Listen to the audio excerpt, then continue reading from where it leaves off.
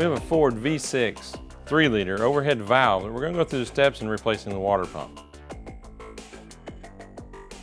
Before performing a cooling system repair, it is recommended to flush the cooling system prior to installing any new parts.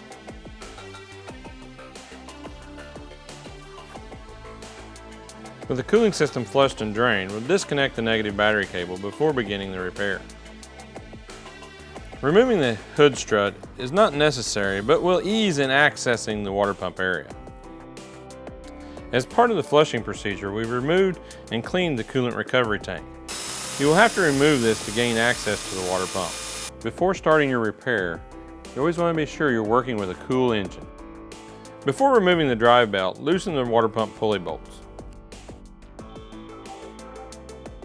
Remove the motor mount strut and drive belt. Remove the alternator from its bracket and set to the side. Completely remove the motor mount bracket and remove the idler pulley. Remove the belt tensioner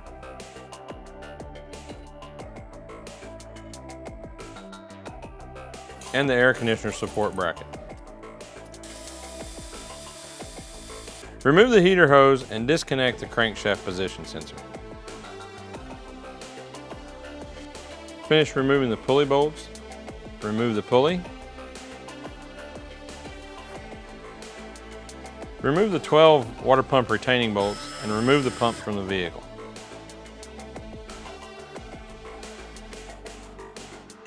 As you remove the water pump, keep in mind there may be some residual coolant in the system. Be sure and capture this. It's very important to thoroughly clean the gasket surface, making sure that any old gasket is removed. Be very cautious not to damage the mounting surface. If using a silicone-based type sealant, only lightly apply it to the gasket surface areas, paying particular attention to the bolt hole area. Using excessive sealant can cause coolant system failures. It's not necessary, but it's also a good idea to apply a small amount of anti-seize to the thread area. Install a water pump to the engine block and torque the large bolts to 15 to 22 foot-pounds and the small bolts 71 to 106 inch-pounds. Install the air conditioning support bracket and the belt tensioner.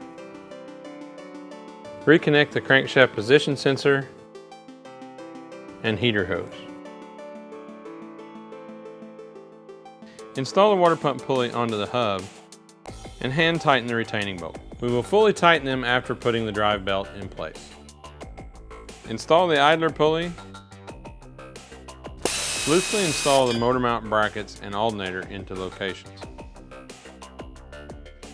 With the motor mount brackets and alternator in place, tighten all the retaining bolts.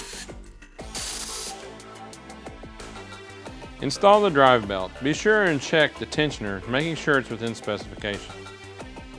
Always inspect the drive belt, making sure it's not cracked or damaged in any way. With the drive belt in place, fully tighten the water pump pulley bolts. Install the pressure tank into location.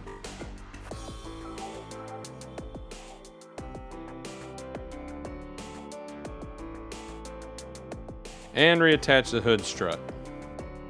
Fill the system with a 50-50 blend of coolant and distilled water. It's a good idea to test your pressure cap.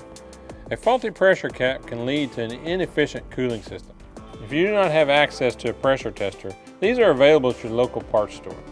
With the repair complete, reattach the negative battery cable. Start the vehicle with the cabin heater on high. Allow the engine to reach operating temperature. Once the engine has reached operating temperature, check the coolant system for any leaks. At this point, shut the engine off, allow it to cool fully, check the pressure tank and top off the coolant as needed.